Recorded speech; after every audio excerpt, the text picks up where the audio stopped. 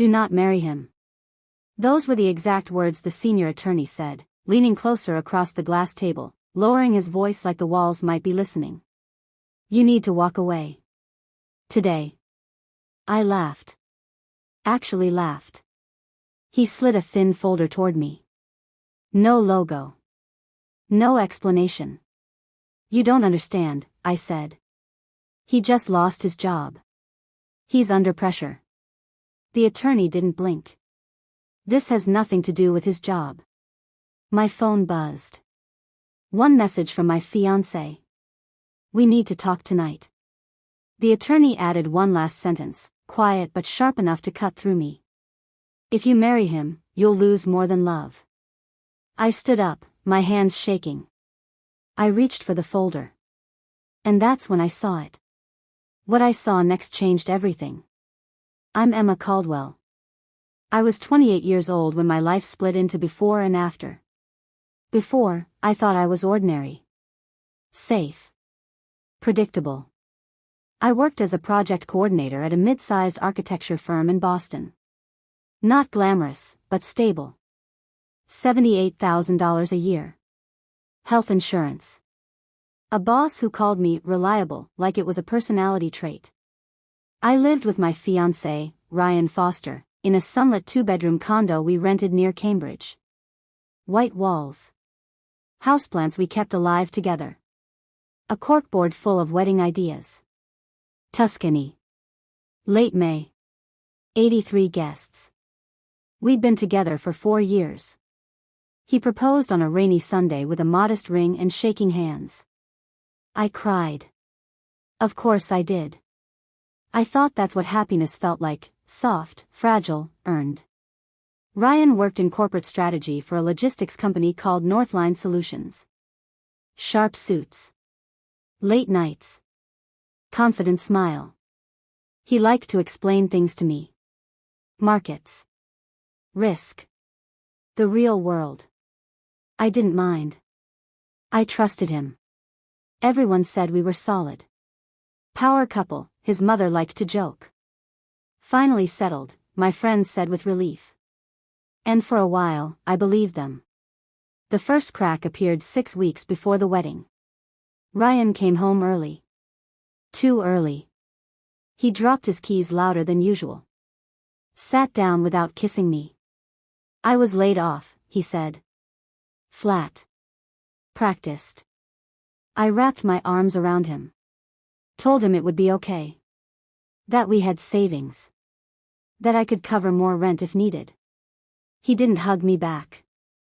That night, something shifted. Not dramatically. Quietly. Like a door closing somewhere deep in the apartment. He started making jokes that weren't jokes. Guess you'll be the breadwinner now. Hope you like marrying potential instead of success. When I frowned, he smiled. Relax. I'm kidding. A week later, he suggested postponing the wedding. Just until I'm back on my feet, he said.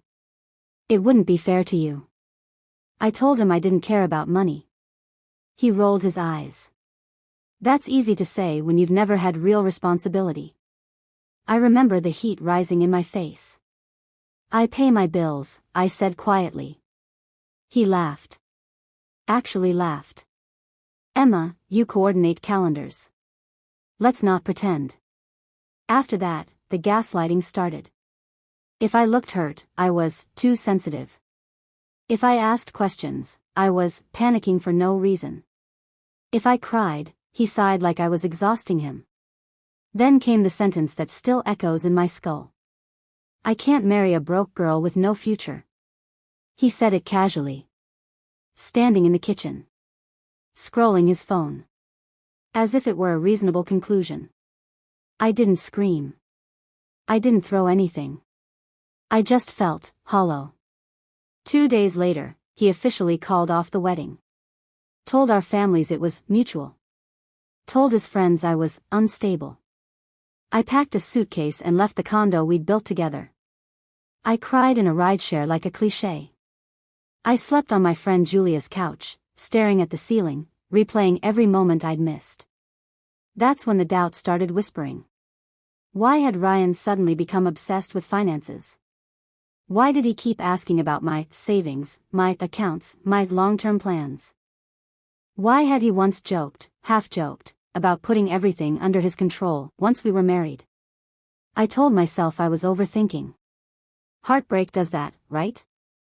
3 days after the breakup, I received an email. No subject line. Just an address and a time. You should come alone. It was signed by a law firm I'd never contacted. I almost deleted it. Almost. Instead, I found myself sitting in that glass conference room, across from a man who looked like he delivered bad news for a living. And then he slid the folder toward me. Inside were documents I'd never seen before. Contracts. Acquisition papers. Corporate structures. And one name. Repeated. Quietly. Precisely. Mine. Not as an employee.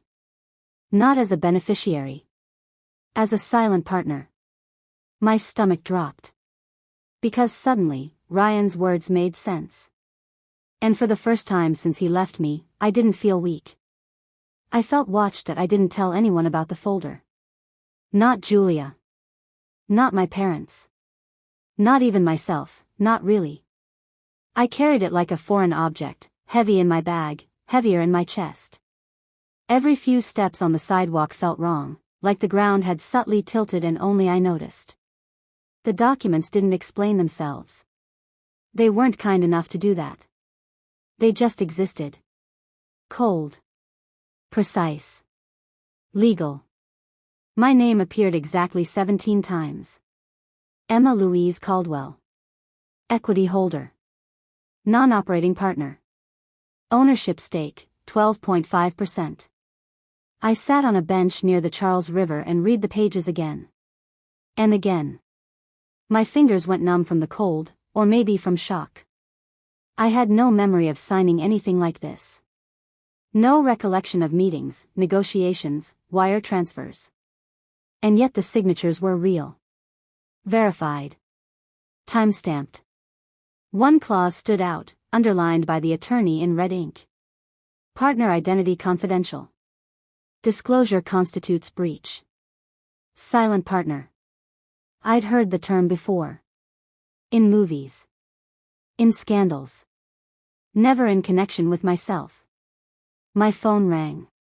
Ryan. I let it ring until it stopped. Then he texted. We need to talk. I didn't mean what I said. I'm under a lot of stress. I stared at the screen, my pulse ticking behind my eyes. Under stress. That was his favorite excuse. That night, after Julia fell asleep, I opened my laptop and searched the company named in the documents. Ardent Capital Group. No website. No press releases. Just fragments, SEC filings, shell references, a few mentions in business acquisitions buried deep in financial news. The kind no one reads unless they're looking for something specific. Or hiding. One article caught my eye. Ardent Capital Group acquires majority stake in Northline Solutions. I stopped breathing. Northline. Ryan's company. The one that had laid him off. The acquisition was dated 2 weeks ago. 2 weeks. My hands shook as I scrolled. The deal amount wasn't listed, but analysts estimated it north of $80 million. Quiet buyout. No media. No disruption. Just a clean transfer of control.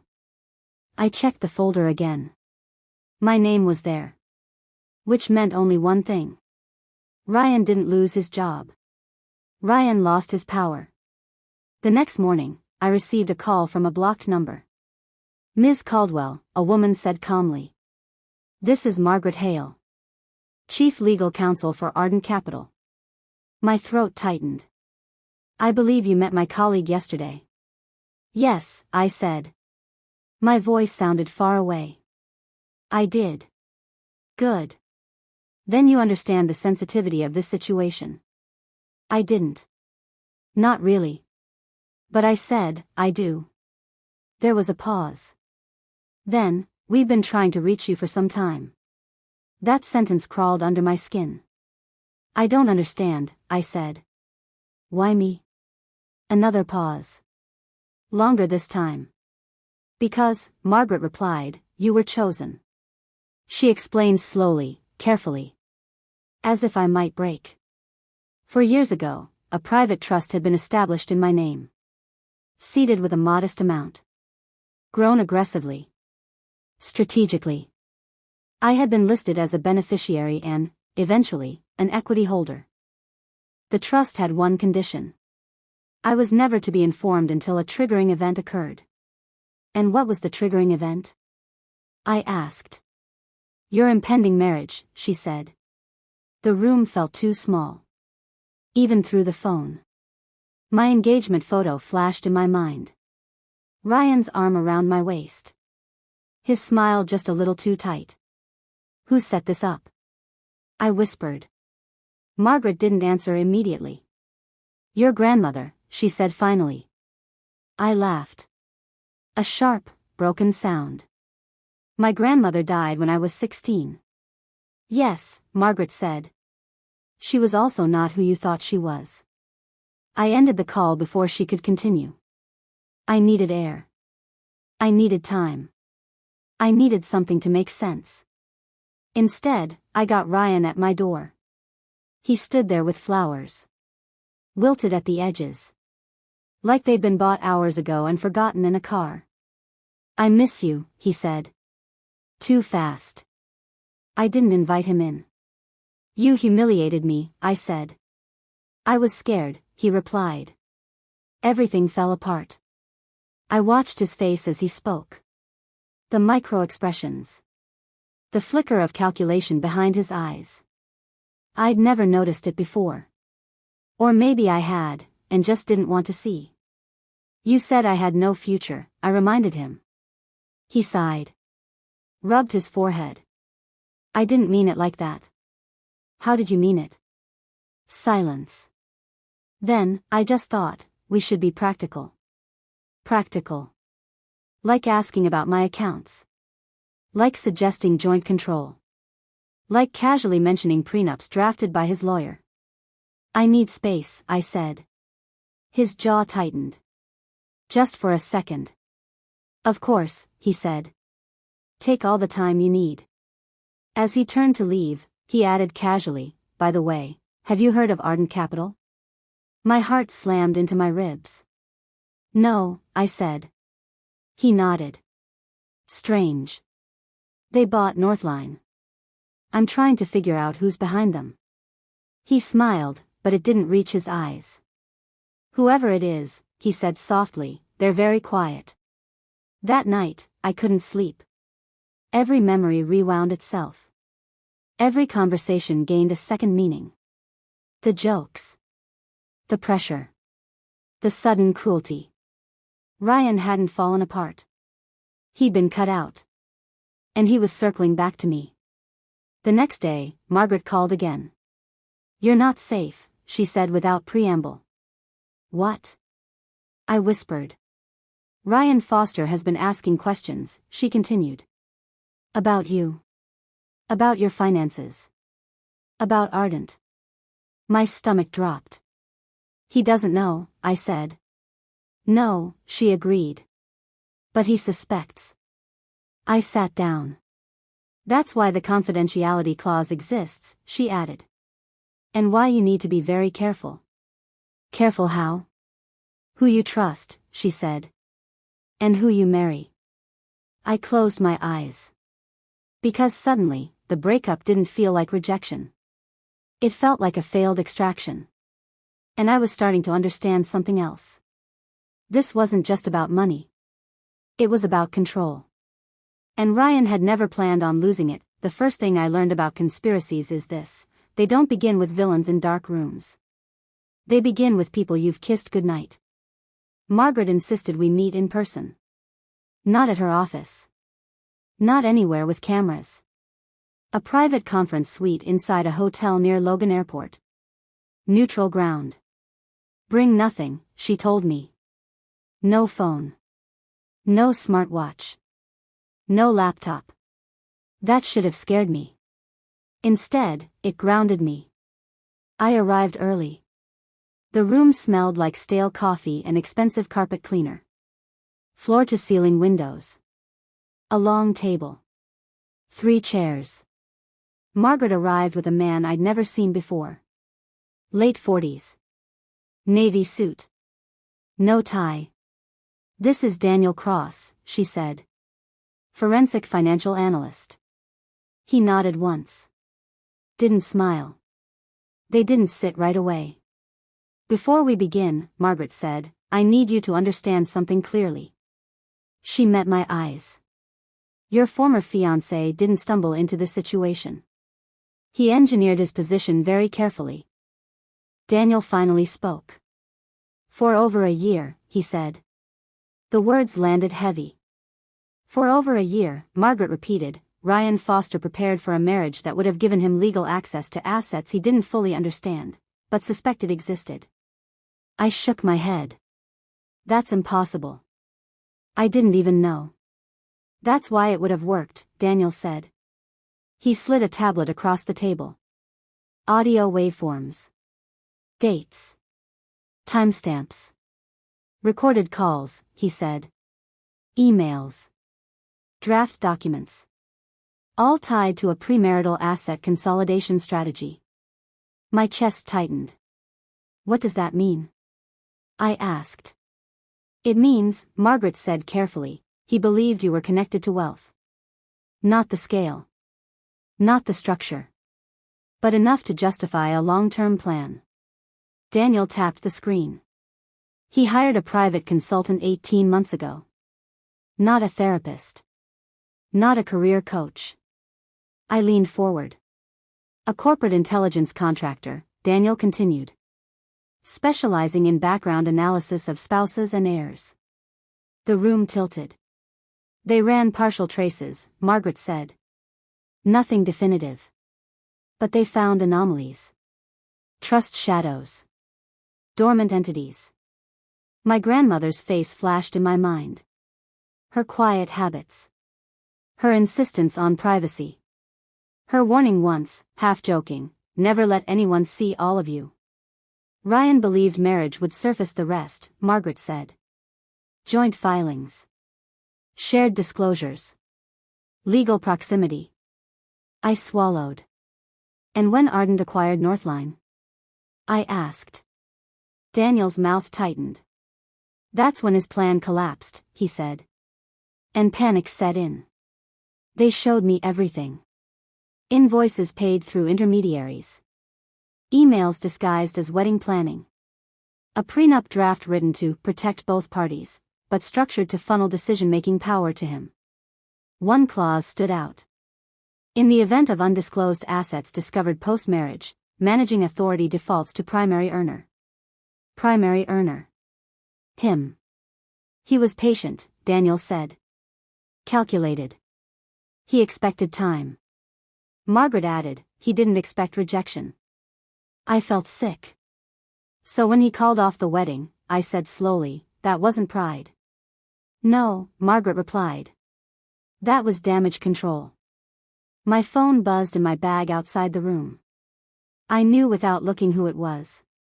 Ryan. Again.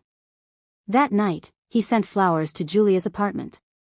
Apologetic notes. Memories. Guilt. I was wrong. I was scared. "I still love you." I didn't respond. 2 days later, he escalated. He emailed my boss. Framed it as concern. "I'm worried about Emma," he wrote. "She's under a lot of emotional strain. I'm not sure she's fit for deadlines right now." My boss called me into her office. Looked uncomfortable. I smiled. Reassured her. Took the hit quietly. That's when I understood the next phase. Pressure. Daniel called it containment behavior. "He's trying to destabilize you," he said. "Make you doubt yourself. Isolate you." Margaret was blunter. "He needs you small," she said. "Before he decides what to do next." I asked the question I'd been avoiding. "Is he dangerous?" They exchanged a look. Financially? Daniel said. Absolutely. And otherwise? I pressed. Margaret inhaled. He's desperate, she said. And desperate people take risks. That evening, I found my apartment door ajar. Nothing stolen. Nothing broken. Just moved. My laptop rotated slightly. A drawer left open. A message without words. I stood there, my heart pounding, and realized something terrifying. He was looking for proof. Not love. Not closure. Evidence. The next morning, Margaret called. He contacted one of our junior accountants, she said. Offered money. Asked questions. How much? I asked. $50,000, she replied. I laughed. A cold sound. That's when I stopped being afraid. Not because the threat disappeared. But because I finally saw the shape of it. Ryan wasn't powerful. He was sloppy. He thought manipulation was intelligence. Control was strength. Silence was ownership. And for the first time, I wasn't reacting. I was planning. Margaret leaned in during our next meeting. You need to disappear from his radar, she said. Emotionally. Legally. How? By giving him exactly what he expects, she replied. Confusion. I texted Ryan back. I'm exhausted. I don't know who I am right now. I need time.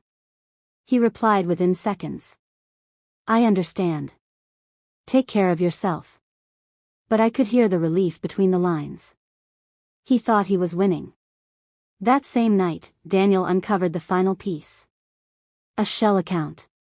Offshore. Cayman Islands. Ryan had moved money before the acquisition. Not much. Enough to run. Insurance. He was planning to walk away, Daniel said. With or without you. The truth settled in my bones. I hadn't lost a fiancé. I'd escaped an extraction plan. And now, the man who thought he could own me was about to learn something he never expected. I wasn't the weak link in his story. I was the variable he couldn't control. The hardest part wasn't staying silent. It was pretending to be broken. I learned how to sound unsure on the phone. How to hesitate before answering. How to let my voice crack just enough to feed his confidence. Ryan checked in every 2 days. Never daily. He didn't want to look desperate. He wanted to look patient. How are you holding up? I'm worried about you. You don't have to go through this alone. Each sentence was a hook. I replied late. Short. Vague. I'm trying to process everything. I don't know what I want yet. Margaret called this phase controlled visibility. Let him think you're drifting, she said. People reveal themselves when they think they're regaining control. Behind the scenes, nothing drifted. Everything sharpened. Daniel assembled a timeline so precise it scared me. Every call Ryan made. Every email he sent. Every dollar he moved. We discovered he'd contacted 3 professionals after the breakup. A divorce attorney. A private investigator. And a forensic accountant. None of them knew the full picture. That was his mistake. He assumed secrecy was a solo act. The accountant was the weakest link. Mid-30s. Recently divorced. Gambling debt. Daniel reached him first. Off the record. No threats. Just truth. He thinks he's marrying into money, the accountant admitted. He wanted to know how to structure things. Quietly. That conversation was recorded. Perfectly legal. Perfectly damning. Then came the PI. Ryan wanted background checks on me. Financial history. Family lineage. My grandmother again. That name kept surfacing like a ghost that refused to stay buried. Margaret finally told me everything. My grandmother, Evelyn Caldwell, had been one of the earliest investors in a technology holding company that later splintered into dozens of entities. She never put her name on buildings. Never sought recognition. She believed visibility invited predators. When she died, her assets didn't disappear. They went underground. Into trusts. Into layers. Into me. She anticipated this, Margaret said quietly. Not Ryan specifically. But men like him. Men who saw marriage as a merger. Love as leverage. The trust was designed to activate only if someone tried to access it through marriage. A trap. And Ryan had stepped directly into it. We decided the reveal couldn't be private. Ryan thrived in quiet manipulation. In plausible deniability. So we took that away. Northline Solutions was hosting a restructuring summit. Press. Investors. Board members. A public attempt to signal stability after the acquisition. Ryan had been invited. As a former executive. As a consultant. He thought it was a chance to regain relevance. Margaret smiled when she saw the guest list. Perfect, she said. They positioned me as an anonymous stakeholder attending remotely. Camera off. Microphone muted. Ryan didn't know I'd be in the room. The days leading up to the summit were a blur of preparation. Affidavits. Certified transcripts. Bank records. Daniel rehearsed me like a witness. Facts only, he said. Emotion later. But emotion doesn't wait its turn. The night before the summit, Ryan showed up again. This time, he looked different. Tired. Wired. Desperate under the charm. I'm worried about you, he said, stepping closer than necessary. You've shut everyone out. I needed space, I replied. He nodded. I get that. He hesitated. I hate that this ended like this. I watched his hands. Slight tremor. What are you really afraid of? I asked. He froze. Then smiled. Losing you, he said. The lie was smooth. Practiced. Old. After he left, I sat on the floor and shook. Not from fear. From relief. Because I knew. He still thought I was the door back in. The morning of the summit, I wore black. Not mourning. Armor. I logged in early. Camera off. Listened as executives spoke in clean, confident language about transition and growth. Then Ryan took the microphone. He talked about resilience. About loyalty. About betrayal. The irony was almost elegant. Margaret texted me. Ready. My heart pounded. Daniel's voice came through my earpiece. Remember, he said. He doesn't know yet. Let him talk. Ryan concluded with a smile. And I'm proud to say, he finished, that despite personal setbacks, I've always acted in the best interest of this company. Silence. Then Margaret spoke. Before we move on, she said calmly, there's a matter of clarification. The moderator hesitated. Of course. Margaret continued, certain statements made today conflict with documented actions by Mr. Foster. Ryan blinked. I'm not sure what you mean, he said. That's when Daniel shared the screen. Emails. Invoices. Audio clips. Ryan's face drained of color. We have evidence, Margaret said evenly, that Mr. Foster engaged in premeditated attempts to access confidential assets through fraudulent marital intent. The room erupted. Ryan stood up. This is absurd, he snapped. Who is making these accusations? Margaret looked directly at the camera. The silent partner, she said. Then she nodded to me. I turned my camera on. Ryan stared. Really stared. As if seeing me for the first time.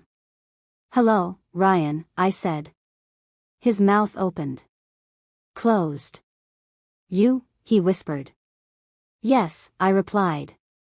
Me. For a moment, no one spoke. Then I added, quietly but clearly, "You planned this for over a year." Gasps. Murmurs. Ryan shook his head. "This is insane," he said.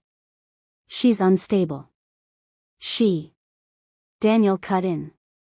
"Mr. Foster," he said, "we have recordings of you discussing asset control strategies contingent on marriage." Ryan lunged for the table. Security moved in. I watched him unravel in real time. The charm evaporated. The confidence collapsed. All that was left was panic. And something darker underneath. "If this story has you holding your breath," a voice in my head whispered, "stay with me."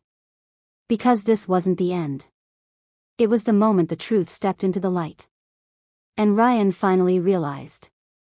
He hadn't lost a job. He'd declared war. And he was losing it publicly. The room didn't explode the way movies promise. There was no shouting. No dramatic music.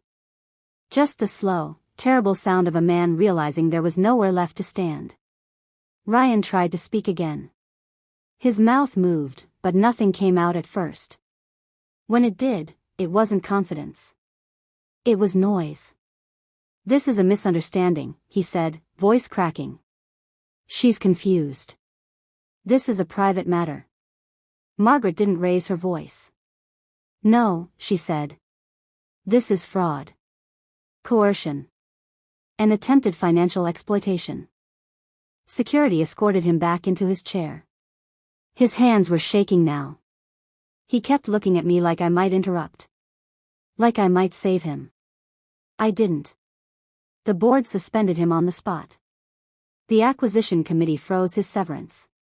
The moderator ended the summit early. But that was only the beginning.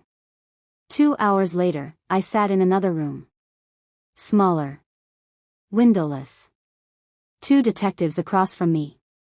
Boston Financial Crimes Unit. Calm. Prepared. They already knew everything. The offshore account. The consultant. The accountant. The PI. Daniel's work had turned suspicion into architecture. "Did you feel threatened?" one of them asked. I thought of my door left open. My laptop moved.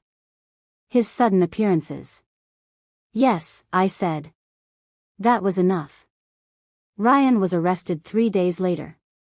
Not dramatically. Not in public. At his gym. Wearing noise-canceling headphones. Mid-rep. Mid-denial. Charges followed quickly. Wire fraud. Conspiracy. Attempted coercive control tied to financial gain. His attorney tried to negotiate. Ardent didn't. The trust activated fully. The silent clauses spoke. Ryan's offshore funds were seized. His professional licenses were suspended. His reputation collapsed faster than his finances. People stopped returning his calls. People like him don't fear prison at first. They fear irrelevance. I saw him once more. Across a courtroom. Smaller somehow. Less certain. His eyes searched for something, recognition, maybe. I didn't look away. He pleaded guilty to reduced charges 6 months later. Not because he felt remorse. Because he finally understood the math. After it was over, the world didn't suddenly glow. Justice is quieter than revenge. I moved into a new apartment. Sunlight again. Different city. Different pace. I kept my job for a while. Then I didn't. I didn't need to. I took a seat on Ardent's advisory board. Not because of money. Because I wanted to see how power actually worked. I learned to speak last in meetings. To listen. To notice who leaned forward and who leaned back. Sometimes I thought about my grandmother. How she'd known. How she'd built something invisible and patient. A legacy designed not to enrich, but to protect. People ask me now if I believe in love. I do. I just believe in clarity more. Family isn't blood. It isn't vows. It isn't proximity. It's who chooses you without needing to own you. And if this story shocked you, if you felt that slow burn of realization, hit like and subscribe. Not for me. For the quiet ones watching. Waiting. Learning. Because silence isn't weakness. Sometimes, it's strategy.